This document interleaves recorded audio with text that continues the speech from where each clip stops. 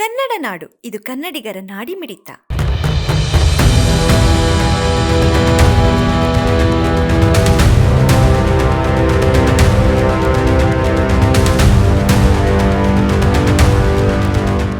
ಎಲ್ಲ ಭಾರತೀಯ ಜನತಾ ಪಾರ್ಟಿ ಕಾರ್ಯಕರ್ತರು ಮತ್ತು ನಾಯಕರುಗಳಿಗೆ ನನ್ನ ಪ್ರೀತಿಯ ಹೃದಯಪೂರ್ವಕ ನಮಸ್ಕಾರಗಳು.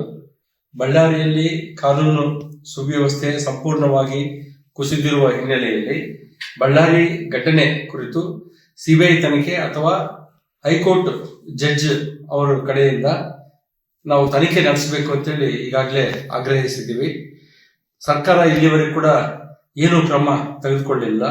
ಹಾಗಾಗಿ ಈ ಒಂದು ಘಟನೆ ಬಗ್ಗೆ ನಾವೊಂದು ಬೃಹತ್ ಪ್ರತಿಭಟನಾ ಸಮಾವೇಶವನ್ನ APMC ಯಾರ್ಡ್ನಲ್ಲಿ 17ನೇ ತಾರೀಕು ಬೆಳಿಗ್ಗೆ 10 ಗಂಟೆಗೆ ನಾವು ಬೃಹತ್ ಪ್ರತಿಭಟನಾ ಸಮಾವೇಶವನ್ನು ಹಮ್ಮಿಕೊಂಡಿದ್ದೀವಿ.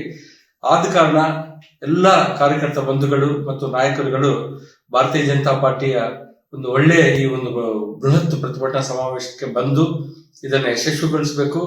ತಮ್ಮ ವತಿಯಿಂದ ಎಷ್ಟು ಸಾಧ್ಯ ಆಗುತ್ತೋ ಅಷ್ಟು ತಮ್ಮ ಸ್ನೇಹಿತರು, ಬಂಧುಗಳು ಪ್ರತಿಯೊಬ್ಬರನ್ನು ಕೂಡ ಈ ಸಮಾವೇಶಕ್ಕೆ ಕರೆತರಬೇಕು ಅಂತ ಹೇಳಿ ತಮ್ಮಲ್ಲಿ ನಾನು ವಿನಂತಿ ಮಾಡ್ಕೊಳ್ತಾ ಇದ್ದೇನೆ. ಆಸನ ವ್ಯವಸ್ಥೆ ಇದೆ.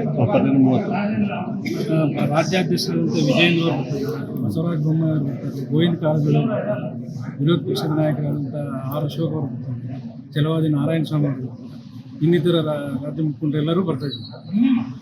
ಶ್ರೀರಾಮುಲು ಸರ್ ಇರ್ತಾರೆ, ರಾಜ್ಯ ನಾಯಕರು ಎಲ್ಲರೂ ಇರ್ತಾರೆ. 30,000 ಜನ ಆಸನ ವ್ಯವಸ್ಥೆ, ಊಟದ ವ್ಯವಸ್ಥೆ 30,000 ಜನಕ್ಕೆ ಇದೆ.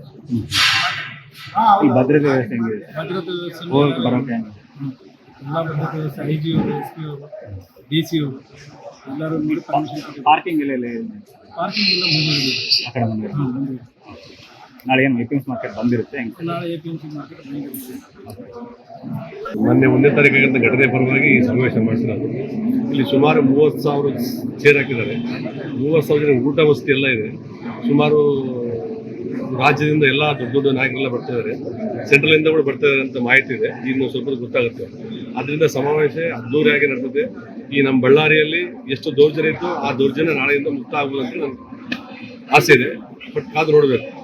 ಈ ಸಮಾವೇಶದಿಂದ ಒಂದು ಒಳ್ಳೆ ಸಂದೇಶ ಹೋಗುತ್ತೆ ಬಳ್ಳಾರಿ ಜನತೆಗೆ ಅಂತ ನಾನು ಆಸೆ ಇದೆ. ಮಾಡಿಕೊಳ್ಳಲು ಕೂಡಲೇ ಪಕ್ಕದಲ್ಲಿ ಕಾಣುವ ಬೆಲ್ ಐಕಾನ್ ಕ್ಲಿಕ್ ಮಾಡಿ ನೋಟಿಫಿಕೇಶನ್ ಪಡೆಯಿರಿ.